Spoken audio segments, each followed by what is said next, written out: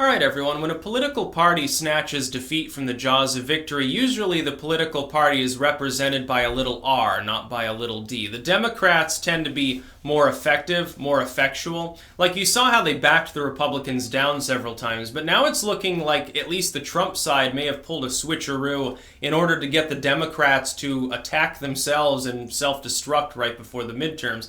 And it may in fact be working. When I look at some of the big names within liberaldom right now, Michael Moore's fucking lost it. Amy Schumer's fucking lost it. Chuck Schumer's fucking lost it. By the way, are they like related or something? Aren't their last names spelled the same? Maybe they're like distant, like third cousins or something. Who knows? They've all fucking totally lost it. I don't even think that they realize how they seem to the average American. Like Feinstein there, when she comes out, she was obviously drunk.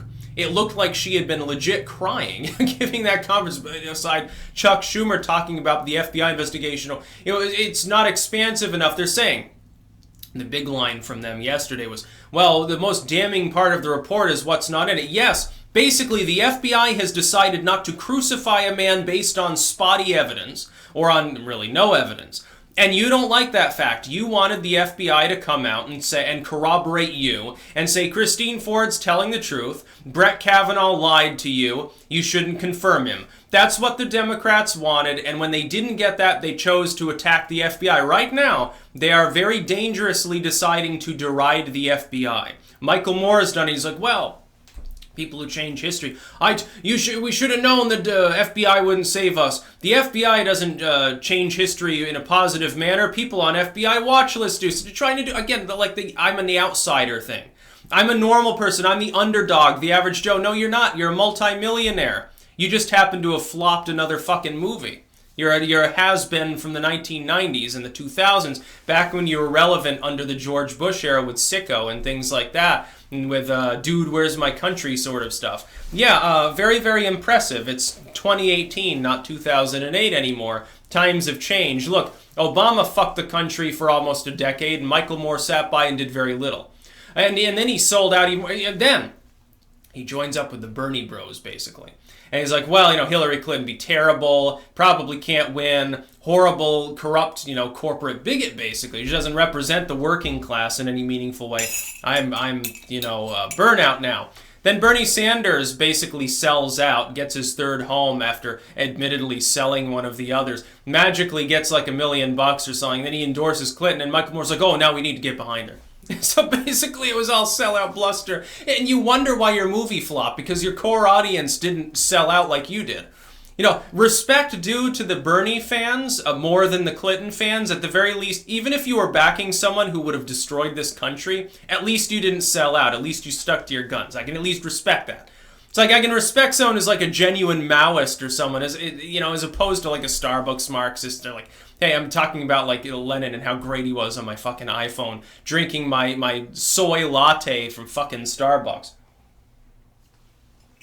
The Democrats aren't pivoting. They're like whirling dervishes right now. The salty tornadoes, essentially. It's like Michael Moore is like, well, I'm going to attack the FBI. That'll be a good idea. After months of propping up the FBI through Comey and McCabe and Strzok and Lisa Page, talking about the FBI is beyond reproach. It's run by the most professional people in the world. We must defend them. Trump is a fascist because he is ignoring the FBI. Literally one of their lines. Trump is a bad person, an evil totalitarian tyrant for not liking the FBI. He's attacking his own intel bureaus. Oh my God. But now Michael Moore's like, fuck the FBI. It's very funny to see. Chuck Schumer coming out and doing the same thing. And now you have political intimidation involved. I don't think that taking over the Senate office building, like Amy Schumer, like anyone gives a fuck anymore, get arrested is going to help the Democratic Party. Here's the problem. The corporate neoliberals would rather come out on TV and say, we disagree with the decision. We're obviously not going to vote to confirm. We don't think that it's proper for him to be on SCOTUS. But they don't encourage their fans to go out and riot. The far left, the social justice warriors, the Michael Moores, the Amy Schumers, some of these people, the pink hat wearers, they want to burn things down and throw rocks and chant crazy slogans and storm the White House and crazy stuff like that. When the average American sees them on TV, not a good time. But the problem is the Democrats can't get rid of them because they need their votes. The problem is that this was their problem in 2016. They had to maintain control of a party that is fracturing. It is splitting apart. It will inevitably fracture further. It will lead to the rise of other blocs within the party or the jettisoning of part of its own core to the Green Party. Possibly to the Libertarians, I wouldn't hold my breath. Probably to the Green Movement. That is, in the next election, the Democrat that's chosen is going to have to simultaneously pitch law and order, standard liberalism, very dry, boring, professionalistic liberalism to the corporate neoliberals, and wine and dine the corporations and at least give them a wink and a nudge and say, no, don't worry, I won't actually reform the tax code or anything like I'll have to promise, while at the same time being able to wine and dine some 10 million far leftists. They're a minority, but they are a rising and important bloc within the party that happens to contain most of the younger voters. The ones that you need to go out and knock on doors. Why do you think Hillary Clinton had so many problems? Yeah, nothing says youth appeal like 70-year-old, fucking sick grandma who's sitting there talking about, basically attacking Obama too, and saying that people who make too many memes are deplorable. Really great way to campaign. The next Democrat that comes along, who the fuck are they going to use for this? The Kavanaugh issue is going to hang around them, their neck like an albatross at this point during the midterms. It's going to be fucking hilarious. It's going to be fucking hilarious. What's going to happen is this. I can tell you, I think, what's going to happen during the midterms. Democratic turnout was going to be quite a bit higher. Republican turnout is now growing at a more rapid pace. The Republicans have become energized because they're pissed off. Nothing gets you to the polls like being really fucking pissed off at the other party. It's like, yeah, I don't have to hold my nose because the other scent is so much worse that this one smells like a fucking bunch of cherry blossoms or something. They will vote in droves against the Democrats because the Republicans, they're not wrong about this, will say, hey, look, they're still obstructing us. We need more Republicans. You can give us a couple extra senators where we're not going to have this problem again. Punish them. And that will work. But what are the Democrats going to do? Corporate Democrats that run the party, they're not the ones protesting. They're not the ones willing to come out and say, well, fuck Trump and fuck Lindsey Graham. Like what's his name there? Someone was making a post like that. I think Kathy Griffin did too. She's like, basically, fuck all these Republicans. Like, that's the far left. They energize people. It's a smaller group of people, but they're a lot more energized. It's sort of how the Trump Republicans were. Trump never had a majority of the party during the primaries, but his voters were more energized. So it didn't matter if in any given poll he's only a couple points behind or something, he still won.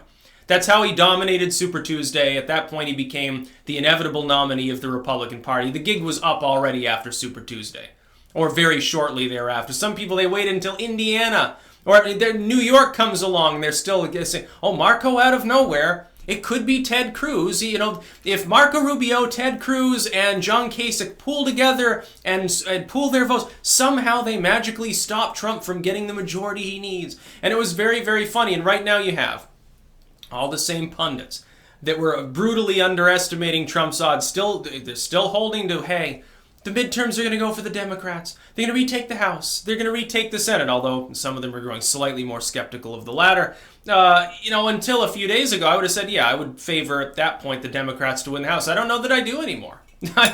Literally in 48 hours, the Democrats may have been the ones to snatch defeat from the jaws of victory by overstretching. They're looking like violent, despicable bullies. They're looking like they don't care about normal judicial processes. They've lost control. The neoliberals within the Democratic Party have lost control of an element of their party that is now going out and generating headlines by attacking things and by staging mass protests and civil disobedience that really is just disruption for no purpose. There's a big difference. You can't say, well, part of the population is being persecuted, so we're going to violate the law in order to draw attention to it. There is no comparison between you taking over a Senate office building because the FBI determined that someone was not probably guilty of a crime. There's no similarity between you getting butthurt at that for political reasons because you've been stoked into a frenzy by an opportunistic bunch of corporations and a grassroots movement's like, hey, people are being blasted with fire hoses. Hey, this group of people is being denied basic human rights. There's no similarity. When these people are sitting there with fucking Martin Luther King backgrounds, pretending to be part of a new civil rights movement because they want to shaft a man who has been probably falsely accused of the crime. No, you're on the other side. You'd be like when the Klan held marches back during the civil rights movement. That's your side. You're the ones that you want people to be deprived of due process. And then you pivot around. It's like, do you love the FBI? Do you hate the FBI? Well, make up your fucking minds. And people were even calling out Michael Moore on that thread. Some of these people, notorious liberals, I've been, I think, blocked by a few of these people probably. They're like, hey, not helpful. You're playing into Trump's hands. Yes, absolutely you are. Trump has completely mind-melted these people. They've got Trump derangement syndrome so bad that they're literally, they believe now in corporate censorship. They don't like due process. They love religion. Like I see them posting about the Benedictine order of bullshit or whatever, not liking Kavanaugh. I'm like, so you care what an unelected, totally non-secular, arbitrary religious body thinks about Brett Kavanaugh because he happens to be Catholic. This sounds sort of like when you advocate Islam or the Pope. It's like, 10 years ago you were advocating for Richard Dawkins to be the president. It's very funny. And this is the way that the left has gone. They're pro-war now, too. They want the Cold War back. It sort of starts with that, with the more Russia stuff. The left has become everything that 10 or 15 years ago it hated. It has literally become the establishment, and it doesn't even realize it. They're still pretending that they're #resist. The only element that feels like outsiders. They're not actually outsiders. They're just being useful idiots, pawns for the Democratic Party, for the corporate neoliberals. The pink hat wearers, they should be in the Green Party right now. There's no reason for them to back the Democrats. The Democrats will pretend that we love women's rights and Black Lives Matter. They don't give a fuck about this. What did they ever do for black people or women? Nothing. A bunch of third parties and independent parties that are like fuck politics altogether were the ones that led the charge on virtually all of these things. The Republicans, as little as half a century ago, are more reformist than the Democrats, too. The Democrats are the anti-reform party and have been for a very long time. Quite literally the party of Jim Crow, which is why they still cling to gun control as an issue, because of the Cruikshank decision in the 1870s.